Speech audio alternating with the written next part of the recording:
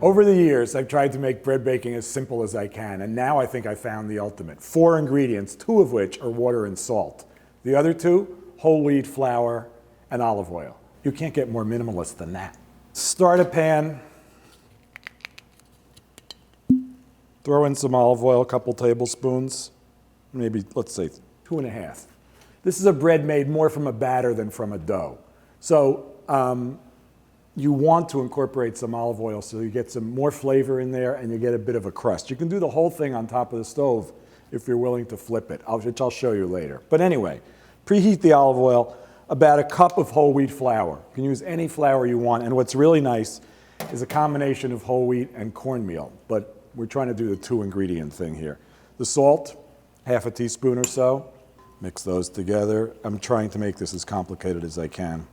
And about 1.5 cups or 1.25 cups I would start with, I am starting with, of water. The amount of water the flour is going to absorb will change every time you make this. So this is a bit of a judgment call. But what you want is a sort of thick pancake batter type consistency. And just to complicate matters a little further, I'm going to suggest that you use a whisk. Get those lumps out. Okay. By this time, a minute later, the olive oil's hot. The batter goes in. And the whole thing goes in the oven.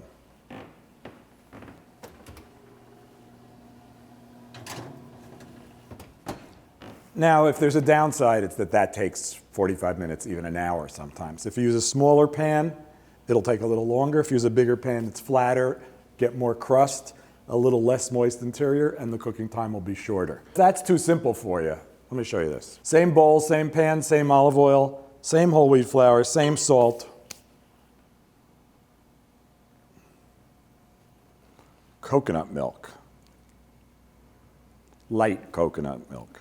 This is heavier than water, doesn't absorb quite as much flour, so here I'd use about 1.5 cups, which conveniently enough is the size of a can. Whisk that up. We're not done yet. This is the very complicated version.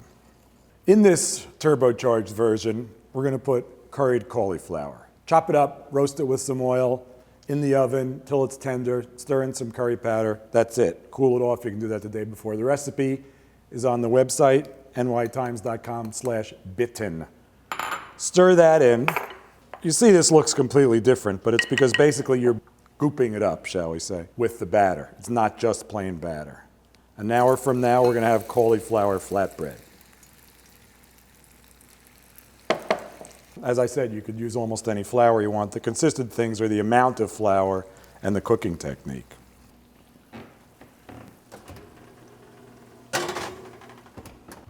And now we're going to go bye-bye for a while. All right, so 50 minutes in this case. At 400 degrees, by the way. It's very unprofessional of me not to tell you that before.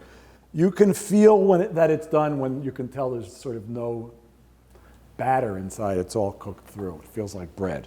So this is not as attractive as it might be. If you cook it on top of the stove, it looks better, but it's a little messier, gets a little more of a crust and less of a bread. It becomes more of like a pancake. But the bottom is nice looking, so all you have to do is slide it out, turn it over, or you can exercise your flipping skills. Same with the one with the cauliflower. Much more attractive on the bottom. Slide that out.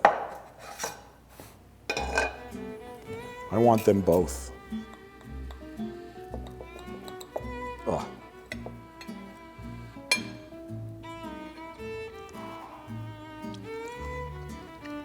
Got a little bit of crispness because of the olive oil.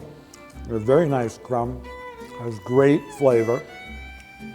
Couldn't be easier.